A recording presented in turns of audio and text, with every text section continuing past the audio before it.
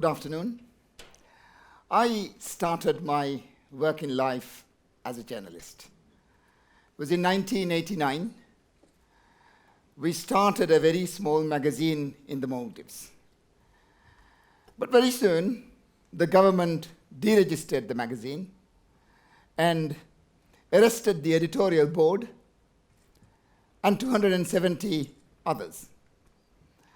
I was left in solitary confinement for 18 months.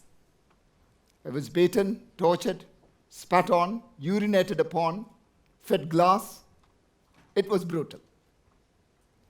The idea was to get you to confess, to capitulate. Smart dictators do not want just information.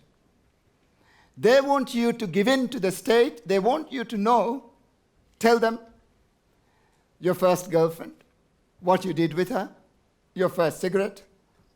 They want you to surrender to the state.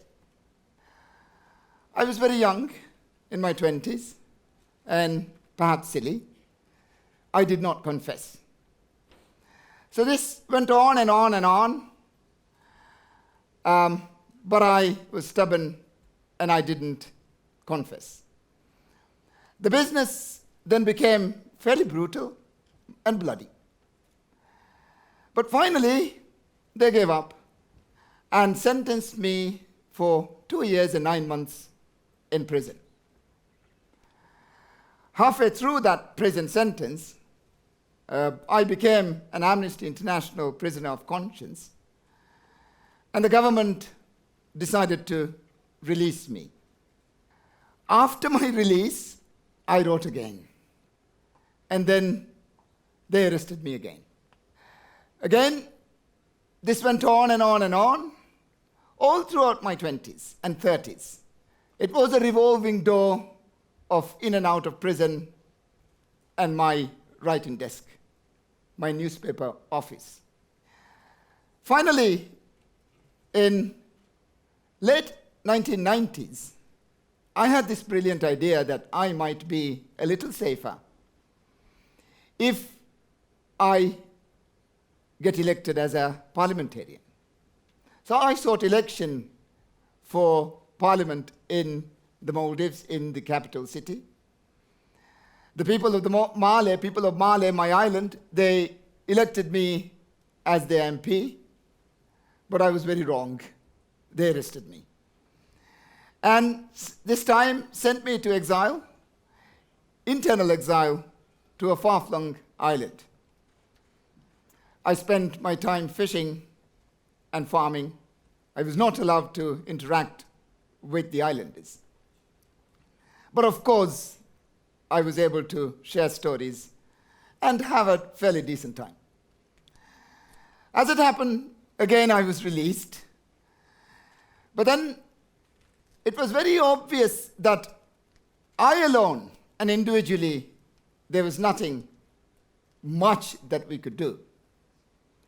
I decided on organized peaceful activity, organized politics. So we formed a political party. I left the country, I went to Sri Lanka, and we formed a political party in exile in Sri Lanka. Then thugs ran after me, shot at me, and then I fled to the United Kingdom. I sought asylum. Her Majesty granted me asylum, and we were operating the party from the United Kingdom. But then we came back to Colombo. We were able to galvanize our people to political activism. And again, I decided to go back home. Of course, they arrested me. But we were out on the streets, and there was now no turning back. The people of the Maldives by then had found how to raise their voice. They got strength from one another, and we were finally able to amend our constitution and have our first free and fair elections. In 2008, I was fortunate to have won those elections, In government, we did not want to arrest the former president, who had ruled the country for 30 years. Throughout the history of the Maldives, there has been a vicious cycle in which an incoming ruler jails the previous one. We wanted to break that circle. One of the great features of democracy is peaceful transfer of power. But if a president thinks he will be arrested as soon as he leaves office, that is a powerful motivation not to leave. So I hope to break that circle, but sadly, it didn't quite work out at that time.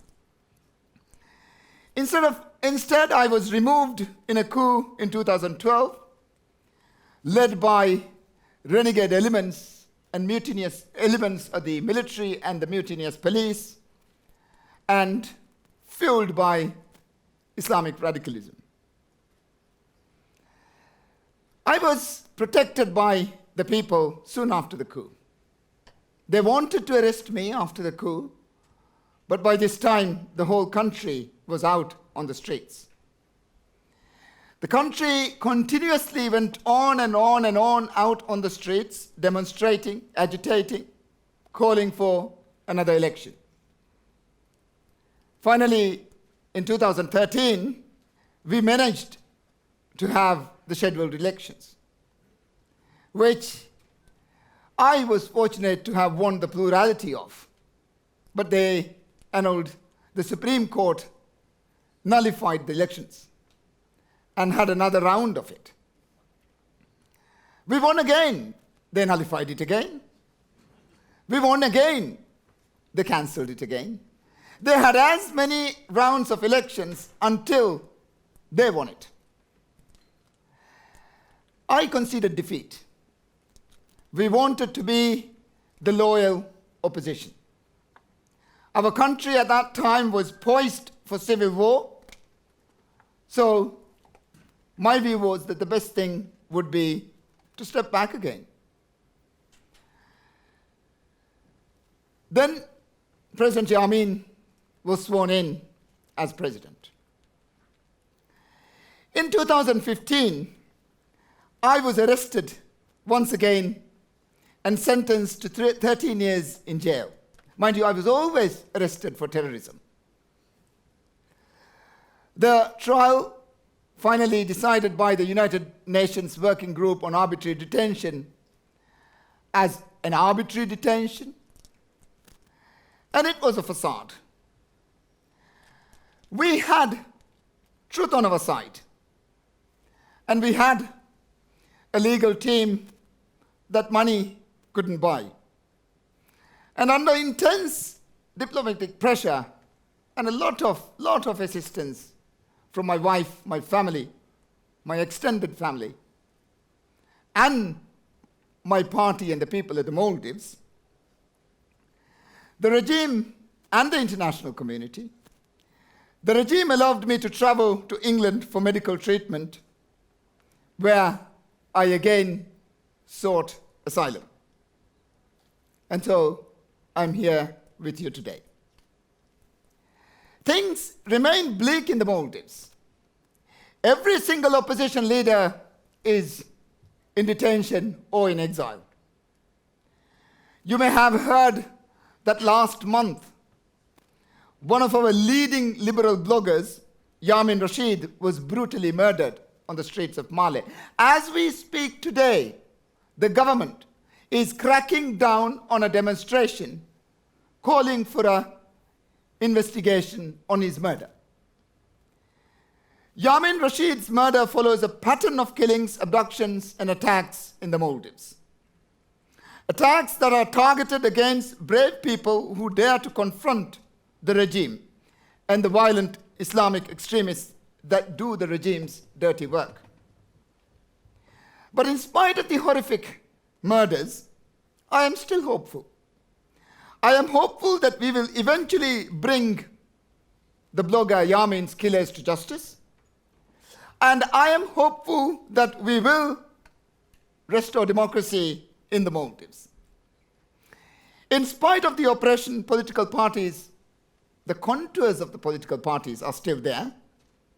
The space they have to move is much smaller, but the regime hasn't been able to crush them. Independent newspapers, even in the face of constant harassment, still publish. And earlier this month, our party, the Maldivian Democratic Party, won a landslide local council elections. So I remain hopeful. Hopeful that we can bring the current regime to an end and resurrect democracy in the Maldives. If there is one key message that I would like to give you today, it is never, never, never, ever give up. I often think back upon all the times in my life when it would have been so easy to give in. When I was rotting in jail in my 20s, I could have given up. When I was stripped of my parliamentary seat and jailed again, I could have given up. In 2015, when I was sentenced to 13 years imprisonment, I could have given up. Before that, after the coup, I could have given up. But giving up is exactly what the dictators want you to do. It's why they jail, beat and torture you to make you give in. It is why they impose huge fines on newspapers. And it's why they murder people who speak out. They do all this to make you give in. And so we can only beat them by not giving in. Not giving in to those who want to destroy democracy. Not giving in to those who abuse human rights. Not giving in to those who have no respect for rule of law. And while we are at it, we must not give in to powerful polluters who want to trash our planet, or the extremists who pervert religion and try to divide us, as they are trying in Manchester. They tried in Manchester last night. So this is my simple message to you today. Dictators can do many, many things, but they can't make you give up. Only you can choose to give up. Artists more eloquent than myself, Pete Gabriel and Kate Bush, says this: don't give up because you have friends. Don't give up, you're not the only one. Don't give up, we are proud of who you are. Don't give up, you know it's never been easy.